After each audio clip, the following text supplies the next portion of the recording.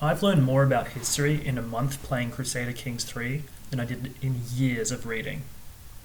Now, I didn't learn any important dates, and I have forgotten the half dozen historical people in the game, but that's not history, that's trivia. In Crusader Kings 3, you play as a series of characters of the same family from 963 to 1453, anywhere in the Northern Hemisphere up to about 100 degrees east longitude. Sorry, America, China, and Japan. It's a simulation, so while the game may start with a historical composition, it won't stay that way for long. For those of you who don't know, primogeniture is when the firstborn child becomes king. Now, this is kind of normal to us, but think about it. When somebody dies, don't they give stuff to all of their kids? Of course they do. That's fair. But why is it different with kingdoms? Well, once upon a time, it was the same. Believe it or not, most of our ancestors tried to be good people, and so they tried to give equal shares to all of their children. But what does that mean when a king dies?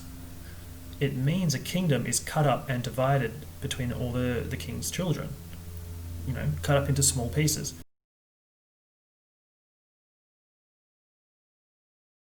CK3 players call this realm divide, and it is one of the worst things that can possibly happen. You spend a lifetime building up your wealth and your armies, and suddenly it's all cut in two, or even worse, cut in 3 or 4.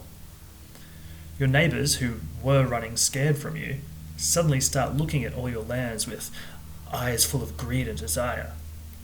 You or one of your siblings could try and reunify all those lands, but what that means is it's gonna mean thousands of dead soldiers, and you're doubly vulnerable to all your neighbours in the meantime. Even worse, you could end up dead, or even landless. The answer, as it so often is sexism. You can cut that problem in half by only giving an inheritance to your sons. Instead of dividing up your kingdom amongst all your children, or siblings, depending on if we're talking before or after death in the game, that's about 7 if you have a reasonably fertile and long-lived character. You only have to divide it by 3 or 4, which is a huge improvement. In CK3, there is not much difference between a patriarchal or matriarchal society. However, if you are one or the other, it does tend to self-perpetuate. Most religions in the game are patriarchal, so mostly they stay that way. Speaking of religions, why is adultery illegal? Propagation of genes, right? Well, obviously I want my wife to be faithful, but why would I care if my neighbour was faithful? I might even prefer it if they weren't faithful, because next door would be a very convenient place to sow some wild oats.